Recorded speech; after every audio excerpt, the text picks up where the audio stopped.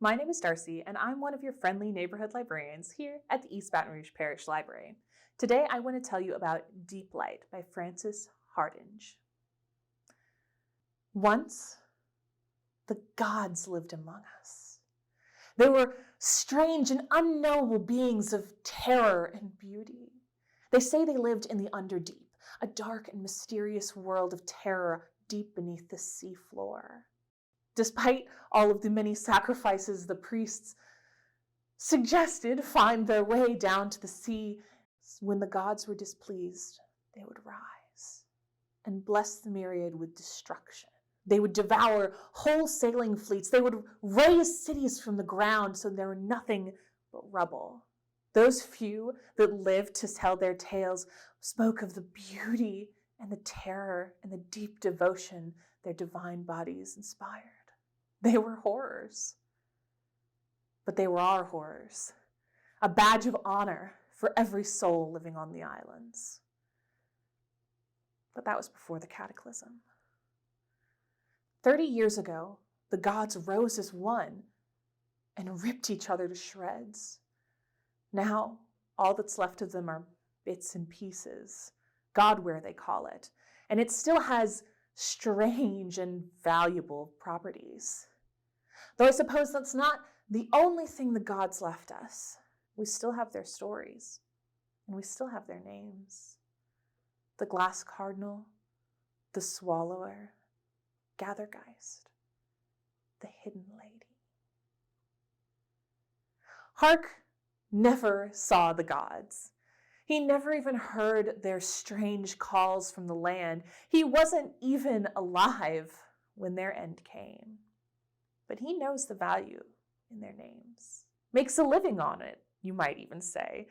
It's not exactly an honest living, but it's hard to live honestly when you've been raised on the streets with only one friend in the whole world. Jelt. Jelt, who was there when Hark was a kid, who protected him, who stood up to others for him. Jelt, who's always bringing one job or another, even though the jobs are getting more dangerous. And so is Jelt. But he's always been there for Hark when it counts. Except on this most recent job. Jelt set them up with Riggs' smuggling team, and when things went badly, Hark took the fall. Jelt doesn't even show his face at the auction house, where the next 3 years of Hark's life are about to be auctioned off as an indentured servant. Probably to the mines, but maybe somewhere even worse. Hark can talk his way out of almost anything, but if no one's listening, there's nothing he can do. But luckily, someone is listening that day. One Dr. Vin. She's an expert on Godware, and she's looking for someone slippery to help her take care of the priests of the old religion and steal all of their secrets. So begins Hark's new life. Sure, he's indentured, and one wrong move could send him straight to the mines, or worse, the gallows, but he's actually starting to enjoy working for Dr. Vin. And he's learning to read and write for the first time. And he even kind of likes the priests. It's an interesting job, and they're interesting people. Hark can see the tiniest glint of a future for himself for the first time. And then Jelt shows up with a job. And Hark's never been able to say no to Jelt, even when he really wants to. And this job, it's dangerous. More dangerous than ever before, and Jelt is 100% sure that they can do this, just the two of them, with no problem. But they can't. The job goes so wrong, and Jelt almost dies.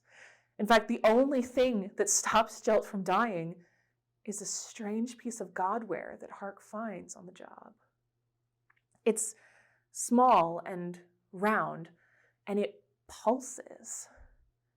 And every time it does, wounds heal and hurts are soothed. It's got to be some kind of amazing God machine. And so now that Jelt has this power to heal and this amazing God machine, surely that means that he will leave Hark to start his new life. right? No. And so begins Hark's new life again. Only this time, he's on a razor's edge, and there's no end in sight. He has to lie convincingly enough to make sure no one knows about Jelt or the Godwearer. He has to sneak out of the priest home every single day so that he can help Jelt heal people for the smuggling gang that Jelt has indentured them to. And he has to keep Jelt happy without hurting anyone, which is becoming increasingly difficult. You see, when the God machine heals, it also changes. Wounds are sealed, but a line of mollusks remains in their place. Coughs eliminated, but lungs now wheeze with every breath taken outside of water. The longer you're in the presence of the God machine, the more it changes you. And Jelt hasn't left its presence since it was found. The more Hark searches for a way to save his friend, the more he comes to realize that this piece of Godwearer isn't a God machine. It's a God heart. And it's still beating. To find out what happens to Hark, Jelt, and all of the people of the Myriad, you have to read Deeplight by Frances Hardinge. It's a fantastic fantasy read, perfect for fans of anything dark and deep. You can check it out online now through Overdrive or Libby, or you can give us a call and pick it up at any of our library locations. Thanks for listening. Bye.